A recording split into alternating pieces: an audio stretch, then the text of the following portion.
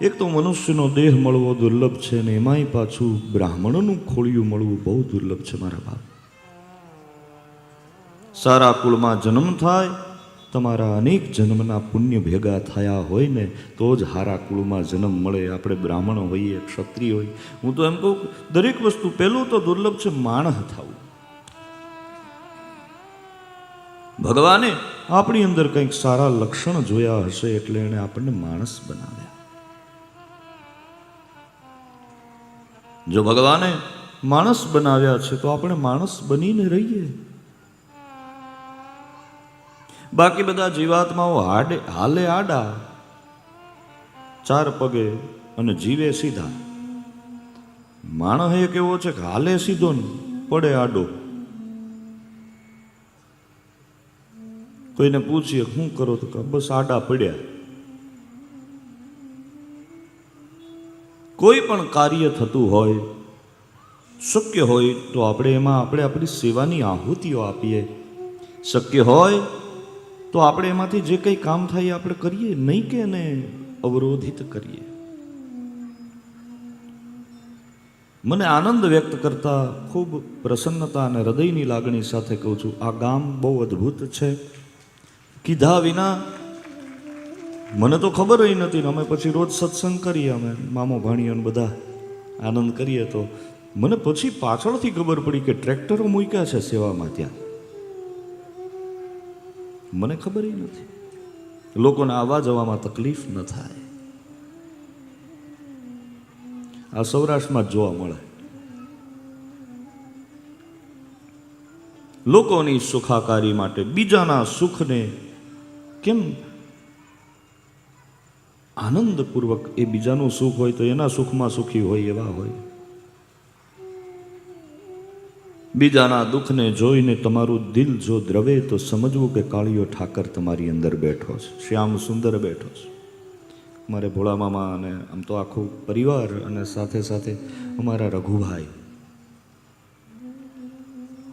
મેં કીધું એમ નાગેશ્વરી સાથે બહુ જૂનો નાતો છે. જીઓ, એક બ્રાહ્મણના દીકરા તરીકે ખૂબ ખૂબ આશીર્વાદ. ભગવાન તમને ઘણું આપે. મને તમે નહીં માનો, આમ તો આવડું મોટું ક્યાંક ક્યાંક આમ બધો મારો પરિવાર છે. ઘણી જગ્યાએથી એવું થયું કે મારાથી ફોન નથી થયો. એ લોકોનો સામેથી ફોન આવે, દાદા કાંઈ સેવા હોય તો કહેજો. તમારી ઉપસ્થિતિથી મોટી સેવા કઈ હોઈ શકે પ્રભુ? કારણ કે એક વક્તા માટે યોગ્ય શ્રોતા મળવા એ તે બહુ અઘરું કામ છે. બોલો નારાયણ. બહુ પુણ્યશાળી અને ભાગ્યશાળી વક્તા હોય એને જ ઠેકાણું મળે કહેવાનું. તો અહીંયા બેઠેલા બાળકથી માંડીને વૃદ્ધ સુધીના આપ સૌ મારે આ કથા રાખવાનું ઠેકાણું છો, સ્થાન છો. આપની ભૂમિકાને આપના હૃદયમાં બિરાજમાન સીતારામને વંદન કરીને આજની કથા હું પ્રારંભ કરું છું. મારા આપ સૌને મારા જાજા જાજાથી જય શ્યામ, જય ઓજા હરિયા દાદા. શ્રીમદ ભાગવત કથાનો આજે ચોથો દિવસ છે. અહીંયા બેઠા એ બધાને પૂછું, હાવ હાચું કહેજો કે આપણને ખબર પડી કે આ 4 દી ક્યાં વિયા ગયા?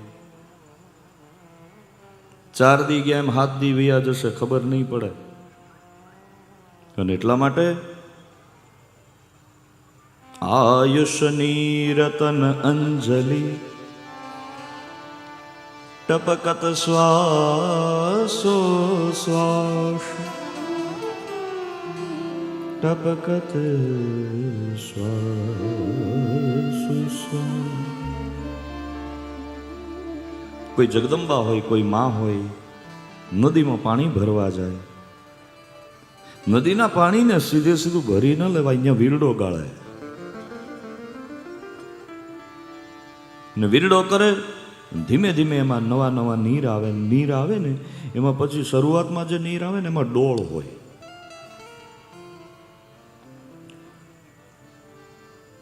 ધાતરડીના પટમાં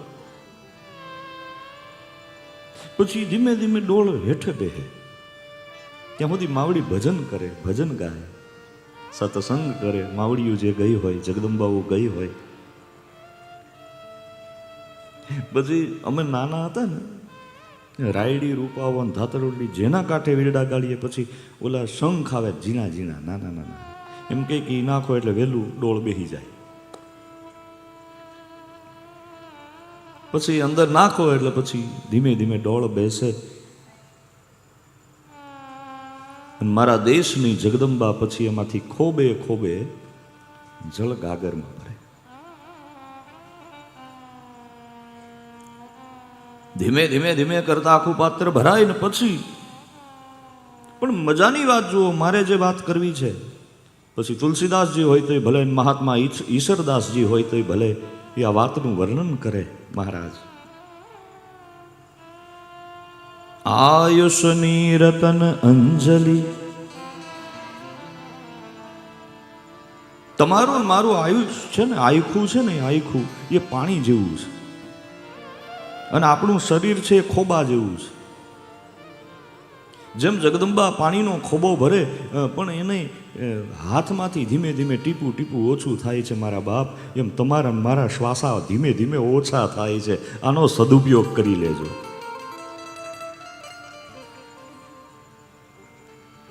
इरादे अब हमारी जिंदगी के साथ रहने दो, इरादे अब हमारी जिंदगी के साथ रहने दो, न जाने किस गली में जिंदगी की शाम हो जाए. આપણને ખબર નથી કઈ ગલીમાં હાંજ પડવાની છે. માટે અમારું કામ તો તમને જગાડવાનું છે.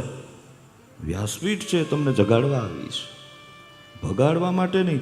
કૃષ્ણ ભગવાને અર્જુનને એમ કીધું, કૃષ્ણ, હે અર્જુન, ભાગવાની જરૂર નથી, જાગવાની જરૂર છે. હારણ થવાની જરૂર નથી. આ દુનિયામાં કષ્ટ, વ્યાધિ, પીડા આ બધું આવશે જ. દુઃખરૂપી દરિયામાંથી તમે સુખની છાંટ ગોતવા જશો તો મળશે નહીં. આ સંસાર દુઃખનો દરિયો છે. દુઃખના ઘૂંટડા પીવાના જ છે, નક્કી કરીને હાલો. અને પછી રામ નામનું સુખ જો મળી ગયું, ઠાકરના નામનું સુખ, શ્યામના નામનું સુખ, ગુરુના ચરણના નામનું સુખ જો મળી ગયું બાપ, તો એ નફો છે. બાકી કરોડો અબજો રૂપિયા હોય ને તમે પછી આમ, તમે મને એકાદ કિસ્સો એવો બતાવો કે જેની પાસે 5000 વીઘા જમીન હોય અને એમાંથી એ ગુજર્યા પછી એમાંથી 1 વીઘોય ઉપર લઈ ગયા હોય. કે કોઈ માણસ પાસે બેંક બેલેન્સ 10,000 કરોડ રૂપિયાનું છે, યમના દૂતો આવ્યા એટલે પછી યમના દૂતોને એમ કે 2 કરોડ રૂપિયા આપું, 2 દી ખમની, ઓલા ખમે.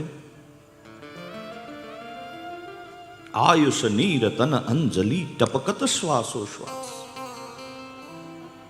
શ્વાસે શ્વાસ ઓછા થાય છે મારા બાપ, જાગો. હરિનામ આશ્રય છે.